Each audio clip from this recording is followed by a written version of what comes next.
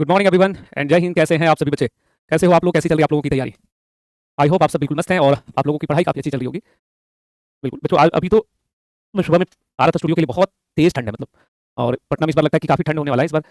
नवंबर में पिछले वर्ष ठंड का नहीं था कुछ उतना, है ना? इस बार काफ़ी ज़्यादा। आप सब ध्यान रखना अपना। हाँ, इवन मैं भी ध्यान रखूंगा। और बिल्कुल गर्मी में तो चलो इंसान को कुछ नहीं लगता, ठंड लगे ना बहुत नुकसान होता है। तो मैं भी ठीक हूँ।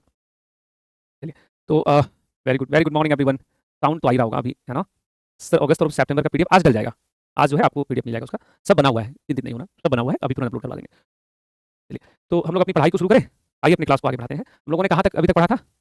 अभी तक जो हम लोगों ने पढ़ा है वो किस मंथ तक हुआ था बच्चे? हम लोगों ने अभी तक जो पढ़ा है उसको एक बार यहाँ पे देख लेते हैं ना। तो जुलाई मंथ का भी हम लोगों का इसमें चल रहा था, जुलाई मंथ का। और एक बार क्वेश्चन नंबर आप सब कमेंट कर देंगे, थोड़ा मदद हो जाएगा मुझे। सर गाँव में ठंड नहीं लगता? नहीं नहीं नहीं, इसमें आप गलत है बाबू। आप इसमें गलत हैं। गाँव में ठंड अधिक लगता है। शहर में तो पॉल्यूशन के कारण ठंड नहीं लगता है ना। शहर में गंदगी इतना ज़्यादा है जिस कारण से नहीं लगता है। गाँव में तो अच्छी ठंड लगती है। माइक तो सही लगाया हो, माइक क्या क्या दिक्कत आ रहा है? आवाज़ तो मेरी आ रही बाबू, यहाँ पे मुझे स्क्रीन पे दिख रहा है, वो एक ब्लिंक करता है जैसे जब आवाज़ बोलता हूँ तो। चलिए, तो हम लोग अपने क्लास को एक बच्चे ने लिखा रिवीजन कैसे करें। लो रिवीजन ऐसे करते हैं। जल्दी से बताओ इसका उत्तर क्या होगा? जल्दी से कमेंट करना है, इसका उत्तर क्या है? हॉल ऑफ फेम में कौन शामिल हुए हैं? झारखंड जीके कब से स्टार्ट होगा बाबू? बहुत जल्द आपके बैच में स्टार्ट हो जाएगा। बहुत ही जल्द स्टार्ट होगा, अभी थोड़ा सा इट में सेकंड वीक ऑफ दिसंबर। तो चिंतित नहीं होगा, स्टार्ट हो जाएगा सब। देखिए, इस प्रश्न का उत्तर क्या होगा? मैंगो मेनिया 2025 कहाँ आयोजित हुआ था? यूट्यूब की क्लास 7 बजे, हाँ 7:15 से हम लोग आज स्टार्ट किए थे। इस राज्य सरकार ने महिला आरक्षण में डोमिसाइल लागू किया था? बिहार सरकार। इसका बताओ, जामाता तटरक्षक अभ्यास भारत और किस देश के मध्य होता है? जल्दी से बताइए, इस प्रश्न का उत्तर क्या होगा? जामाता तटरक्षक अभ्यास भारत किस देश के साथ करता है? जापान के साथ। किसके साथ है? जापान। नेक्स्ट बताओ इसका उत्तर। पैतोंग तान श्रीवात्रा प्रधानमंत्री पद से निलंबित हुई है, किस देश में थी? थाईलैंड। इसका उत्तर क्या होगा देखिए तो? एप्पल कंपनी के चीफ ऑपरेटिंग ऑफिसर किसको बनाया गया है? सीओओ। चलिए, तो ये सब तो आप लोग रिवाइज कर ही लिए हो। अब जो है हम लोग नए सवालों को शुरू करते हैं, ठीक है?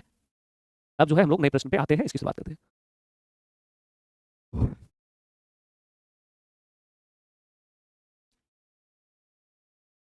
तो हम लोग जो है यहीं से जो अपना देखना स्टार्ट करते हैं। और क्या है आज का ये पहला सवाल? तो आप लोगों के सामने पहला प्रश्न आज की क्लास का। चलिए, पहला प्रश्न जो है वो आपके सामने। तो जो भारतीय खो खो महासंघ का अध्यक्ष किसको बनाया गया है? खो खो एक खेल है, आप स्कूल में जरूर खेले होंगे। तो भारतीय खो खो महासंघ का अध्यक्ष बनाया गया है सुधांशु मित्तल को। और सुधांशु मित्तल को 4 वर्ष का इनका कार्यकाल होगा। 4 वर्ष का कार्यकाल होगा, यानी कि ये 2025 में अभी चुने गए हैं, 2025 से 2029 तक। और खो खो के बारे में बात किया गया है। तो जो खो खो जो है, इसमें टोटल 9 प्लेयर होते हैं ना। 9 और 2 प्लेयर जो है वो ग्राउंड के बाहर रहते हैं। ऐसे टोटल 11 बोलना पड़ेगा। 2 प्लेयर जो रहते हैं ग्राउंड इन ग्राउंड 9 रहते हैं ना, 2 उसके एक्सटेंड रहते हैं। और अभी हाल में आप रिकॉल करिए, खो खो विश्व कप कहाँ हुआ था? आपको ज्ञात होगा, खो खो विश्व कप जो है दिल्ली में आयोजित हुआ था। और महिला और पुरुष दोनों वर्ग में भारत विजयी हुआ था, नेपाल को हराया था भारत। याद है, हम लोगों ने पढ़ा था अप्रैल में, मई में पढ़े होंगे। खो खो विश्व कप जो है ये आयोजन कहाँ थे? पहला विश्व कप हुआ था भारत में। और भारत ने किसको पराजित किया था? वो जो भारत ने पराजित किया था नेपाल को। रासायनिक हथियारों के निषेध संगठन 23वीं क्षेत्रीय बैठक कहाँ पे हुई है? वो जो पहली बार यह बैठक जो है वो एशिया के क्षेत्रों में इधर से हुआ है। और यह बैठक जो है अभी हाल ही में नई दिल्ली में हुआ है। कहाँ पर हुआ है? नई दिल्ली। यह जो संगठन है, यह संगठन, इसकी स्थापना हुई थी 1992 में। इस संगठन की स्थापना 1992 में। और इसमें 1993 में 1992। और इसमें 193 जो है वो सदस्य देश है। सदस्य देश कितने हैं? 193। तो ये सब आपको यहाँ पे ध्यान रखना है। आगे बढ़ेंगे कि नौसेना की पहली महिला फाइटर पायलट कौन बन गई है? वो जो नौसेना में पहली महिला फाइटर पायलट का नाम है आस्था पूनिया। नाम क्या बच्चों उनका? आस्था पूनिया। नाम क्या है उनका? आस्था पूनिया। इसमें एक ऑप्शन गायब है, आप लोगों का पीडीएफ में भी शायद गायब भी होगा। और सोफिया कुरैशी और व्योमिका सिंह, आपने इनका नाम ऑपरेशन सिंदूर में ध्यान से पढ़ा होगा, है ना? ऑपरेशन सिंदूर जो है उसमें समझ लो कि ऑपरेशन सिंदूर जब चला था तो उसके बारे में सारी सूचनाएं जो वो साझा कर रही थी। माँ और बच्चों के स्वास्थ्य और कल्याण के लिए गर्भावस्था का स्वस्थ समय और अंदाज, इस विषय के साथ विश्व जनसंख्या दिवस हर वर्ष कब बनता है? वो तो यह 11 जुलाई को बनता है। और विश्व जनसंख्या दिवस जो है इसलिए बनता है क्योंकि 5 अरब की आबादी हो गई थी विश्व का 1986 में। दुनिया की आबादी 5 अरब कब हुआ था? 1986 में। तो 1986 में जब इसकी आबादी जो है 5 अरब हो गया था, तो उसी समय जो है इसकी घोषणा यहाँ पे किया गया था। उसकी घोषणा हुई थी कि 11 जुलाई को मनाया जाएगा। तो 11 जुलाई को जो है ये कब से मनाया जा रहा है जनसंख्या दिवस? इसका शुभारंभ प्रारंभ हुआ है 1990 में।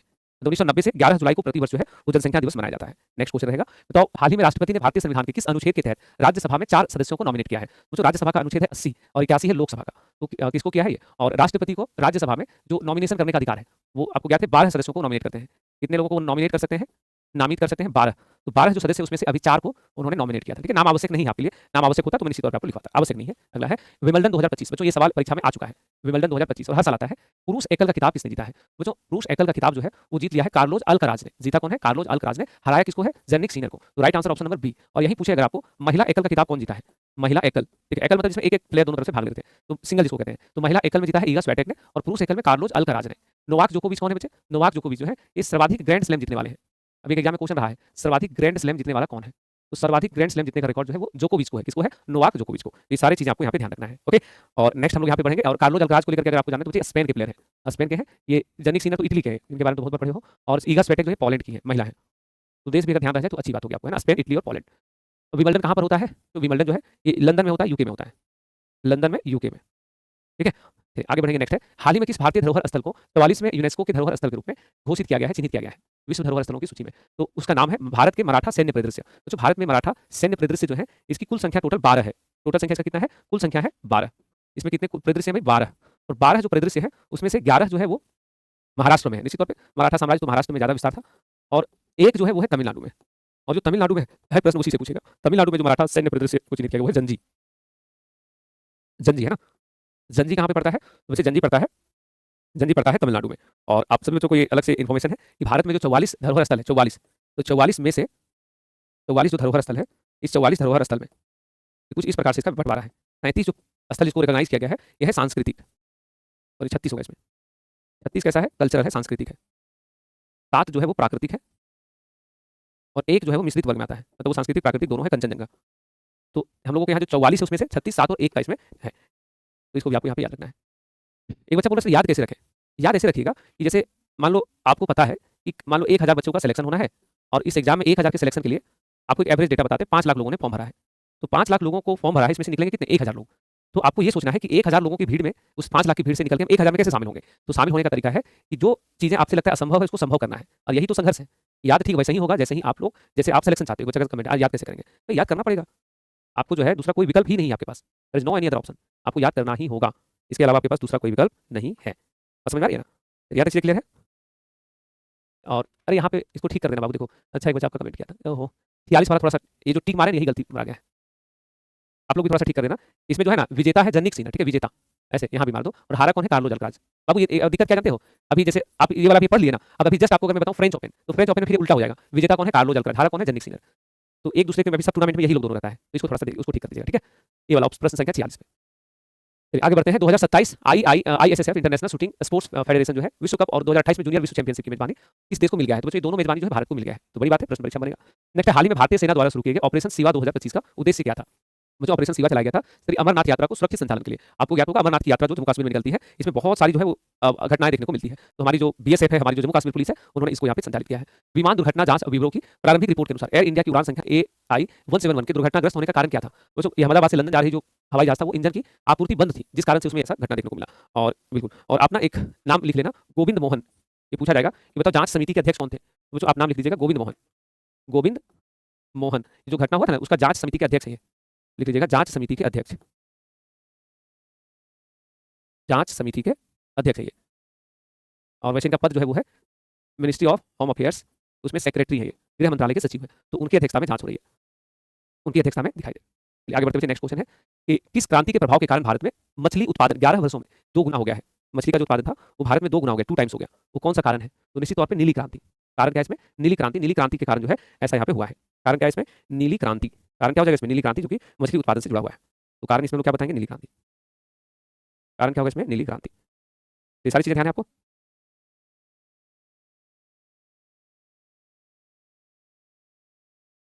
नेक्स्ट क्वेश्चन पे आते हैं बच्चे। नेक्स्ट हम लोगों के सामने है, और 2 गुना के होकर कितना होगा ये नोट कर लेना, ठीक है। तो भारत में जो मछली उत्पादन है वो है 195 लाख टन। एक्चुअली अमाउंट हमें लिखना है, इतना लाख टन जो है मछली का उत्पादन होता है। मछली उत्पादन हमारे देश में फिश प्रोडक्शन का आंकड़ा क्या है? 195 लाख टन मछली का उत्पादन भारत करता है, और ये केवल 11 वर्षों में जो है वो डबल हो गया है। नेक्स्ट है कि हाल ही में 15वें पूर्वी एशिया शिखर सम्मेलन की विदेश मंत्रियों की बैठक कहाँ हुई है? तो पूर्वी एशिया शिखर सम्मेलन विदेश मंत्रियों की जो बैठक हुई है वो मलेशिया में कुआलालंपुर में हुआ है। मलेशिया में कुआलालंपुर में हुआ है। हाँ भाई, तो मलेशिया में कुआलालंपुर में, ऑप्शन नंबर डी। किस केंद्रीय मंत्री ने पीएम ई ड्राइव पहल के अंतर्गत इलेक्ट्रिक ट्रकों के लिए वित्तीय प्रोत्साहन योजना का शुभारंभ किया है? बच्चों किसके लिए है ये? पीएम ई ट्रक पहल के तहत इलेक्ट्रिक ट्रकों के लिए जो वित्तीय प्रोत्साहन योजना का शुभारंभ, बच्चों इसका शुभारंभ किया है एचडी कुमारस्वामी ने। एचडी कुमारस्वामी जो मिनिस्ट्री ऑफ हैवी इंडस्ट्रीज है, मिनिस्टर ऑफ हैवी इंडस्ट्रीज, भारी उद्योग मंत्री, उन्होंने इसका शुभारंभ किया है। भारी उद्योग मंत्री के द्वारा शुरू किया गया है। अब इसमें उद्देश्य क्या है कि जो ट्रक है वो ट्रक भी कैसा होना चाहिए? तो ट्रक भी होना चाहिए हमारा इलेक्ट्रिक ट्रक जो है उसको यहाँ पे बढ़ावा देने के लिए, है ना, इसकी शुभारंभ की गई है। नेक्स्ट है कि हाल ही में किस राज्य सरकार ने ऑपरेशन कालनेमी शुरू करने की घोषणा किया है? जो ऑपरेशन कालनेमी, सब ध्यान, कालनेमी एक राक्षस का नाम था। किसका नाम था? राक्षस का, जो एकदम खतरनाक टाइप, खतरनाक राक्षस बना एकदम, तो खतरनाक राक्षस का एक नाम है। और कालनेमी जो है इस कार्यक्रम को चलाया है उत्तराखंड की सरकार ने। उत्तराखंड की सरकार का अभी एक दावा है कि लोगों से आस्था के नाम पे धोखाधड़ी हो रहा है। लोग जो है ना उनका आस्था से खिलवाड़ हो रहा है। अब देखिएगा तो आपको बड़ी संख्या में ऐसी घटनाएँ मिलेंगी जहाँ पे लोग साधु संतों की भाषा में जो है अपने मतलब उनका जो रूप धर लेगा साधु संत का, लेकिन वो बड़ा कुकृत्य करता है, लोगों को ठगने का काम करता है। तो उत्तराखंड की सरकार ने ऐसे लोगों को जो लोगों को धोखा देते हैं साधु संतों के भेष में, उनको सबक सिखाने के लिए या उनकी पहचान करने के लिए इसका उन्होंने शुभारंभ किया है। ठीक है? तो इसका उन्होंने यहाँ पे शुभारंभ किया है। नेक्स्ट हम लोगों के सामने जो सवाल है वो है कि नेक्स्ट हम लोगों के सामने प्रश्न रहने वाला है। नेक्स्ट हम लोगों के सामने प्रश्न है, हाल ही में जारी आंकड़ों के अनुसार दुनिया का शीर्ष रियल टाइम पेमेंट सिस्टम कौन बन गया है? वो जो रियल टाइम पेमेंट सिस्टम बन गया है UPI, unified payment interface UPI. UPI Bharat में एनपीसीआई द्वारा संचालित है। एनपीसीआई जो है वो इसको चलाता है और एनपीसीआई कौन है? आरबीआई का सहायक है, आरबीआई की सब्सिडरी है। और यूपीआई जो है प्रारंभ हुआ है 2016 में। शुरुआत कब हुआ था? 2016। और आज भारत में डिजिटल पेमेंट का ये सबसे पॉपुलर सोर्स है ना, तो उसको जो है ये विश्व का सबसे बड़ा रियल टाइम पेमेंट सिस्टम चुना गया। बहुत बड़ा घोषणा है। 11 से 13 सितंबर 2025 तक पहला वैश्विक पांडुलिपि विरासत पर अंतर्राष्ट्रीय सम्मेलन की मेजबानी कौन सा देश करेगा? तो इसकी मेजबानी भारत करेगा। नई दिल्ली भारत मंडपम में। कहाँ पर आयोजन होगा? नई दिल्ली भारत मंडपम, भारत मंडपम में इसका आयोजन होगा और पांडुलिपि पे आयोजन होने वाला है। तो गजेंद्र सिंह शेखावत जो है उन्होंने इसकी घोषणा की है, जो भारत के पर्यटन और संस्कृति मंत्री हैं गजेंद्र सिंह शेखावत, उन्होंने जो है इसकी सूचना इनकी जानकारी दी है। इस राज्य में स्थित आर्थुंकल पुलिस स्टेशन वो पहला आईएसओ प्रमाणित पुलिस स्टेशन जो है वो बन गया है। तो जो आईएसओ प्रमाणित जो होता है इंटरनेशनल स्टैंडर्ड ऑर्गेनाइजेशन, वो प्रबंधन के लिए दिया जाता है। जो अच्छा प्रबंधन करता है अपनी संस्था का उसको मिलता है। तो यह जो पुलिस स्टेशन है केरल का है और केरल में स्थित पुलिस स्टेशन पूरे देश का एकमात्र पुलिस स्टेशन है जिसको आईएसओ सर्टिफाइड स्टेशन बन गया है।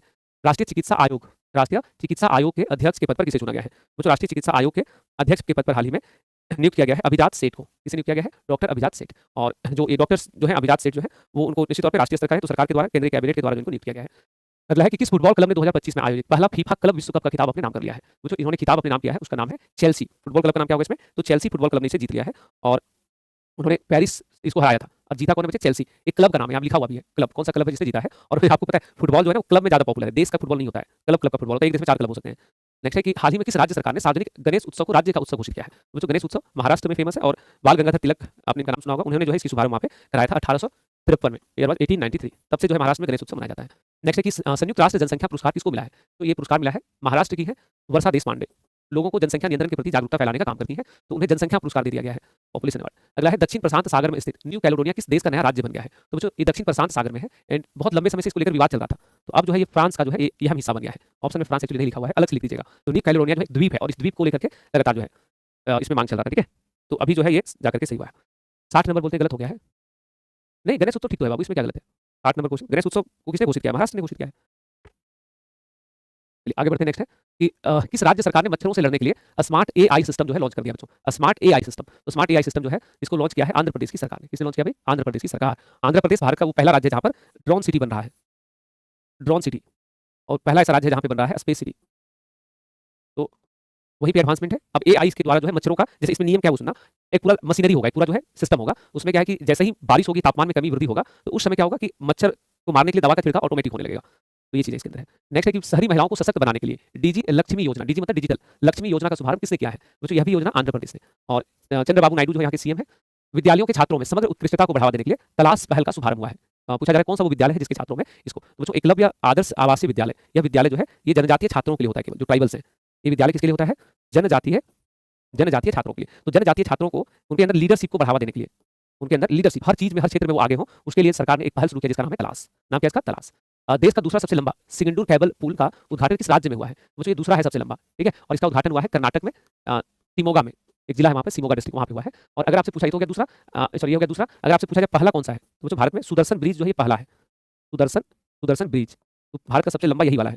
कहाँ पड़ता है ये? द्वारका में पड़ता है, अभी हाल ही में उद्घाटन हुआ था, द्वारका में है, गुजरात में, द्वारका में, गुजरात में। ठीक है, तो ये बातें ध्यान रखना। भारत का सबसे लंबा कौन सा? लगभग 4500 किलोमीटर का। तो सबसे लंबा इसमें कौन सा है? तो सबसे लंबा हम लोग बोलेंगे द्वारका में स्थित जो है सबसे बड़ा वो केबल ब्रिज है।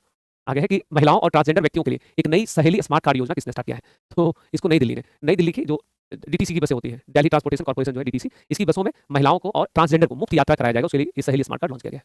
शरीर में प्रोटीन के कार्य करने के बारे में गहन जानकारी प्राप्त करने के लिए एआई इंटेलिजेंस प्रणाली बायोमोलिकुलर एमुलेटर को किसने विकसित किया है? तो इसे विकसित किया गया हाल ही में माइक्रोसॉफ्ट के द्वारा। किसने विकसित किया था इसको? तो हाल ही में इसे शरीर में गहन अध्ययन के लिए जो है इसे माइक्रोसॉफ्ट ने जो है वो विकसित किया है। यानी कि अब शरीर में हमारा प्रोटीन का क्या संरचना है उसमें भी एआई का प्रयोग होगा। हाल ही में किस संस्था ने कम्युनिटी लीड सॉल्ट रिडक्शन नाम से एक विशेष पहल का शुभारंभ किया है? जो संस्था का नाम है आईसीएमआर। नाम क्या संस्था का? ICMR, national institute of epidemiology, है ना। तो हाँ, नेशनल इंस्टीट्यूट ऑफ एपिडेमियोलॉजी, तो उसने इसका शुरुआत किया है। आईसीएमआर का मतलब जानते हो, Indian council of medical research. तो उसने शुरू किया है कम्युनिटी सॉल्ट रिडक्शन। तो एक आंकड़ा है और ये कहाँ से शुरू हुआ है वो समझना। ये जो कार्यक्रम चलाया गया है ना, ये अभी 2 ही जगह चलाया गया है, पंजाब में और तेलंगाना में। पंजाब और तेलंगाना। पूरा मामला क्या है वो सुनिएगा। तेलंगाना में देखो, जो भारत में WHO का आंकड़ा है, भारत में प्रति व्यक्ति नमक का उपभोग, प्रति व्यक्ति नमक का उपभोग, सॉल्ट का कंजम्पशन क्या है, नमक का उपभोग क्या है। देखो, भारत में प्रति व्यक्ति जो नमक का उपभोग है वो ग्रामीण क्षेत्रों में, रूरल एरिया का, और शहरी क्षेत्रों में, अर्बन एरिया का, दोनों का अलग अलग है।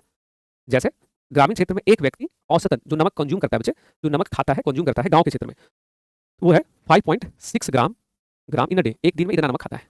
और शहरी क्षेत्रों में 9.2 ग्राम इन अ डे। मतलब शहर में आदमी सोचो नमक भी खाता है ज्यादा, और नमक ऐसे खाता है भाई, नमक जो है वो डबल खाता है शहर के क्षेत्र में। लेकिन इसी चीज में एक हम लोग प्रामाणिकता की बात करते हैं कि खाना कितना चाहिए। तो अकॉर्डिंग टू WHO के अनुसार, WHO के अनुसार जो है, अनुसार 5 ग्राम प्रतिदिन के हिसाब से नमक खाना चाहिए इन अ डे। एक दिन में व्यक्ति को स्वस्थ रहने के लिए अधिकतम 5 ग्राम नमक जो है खाना चाहिए।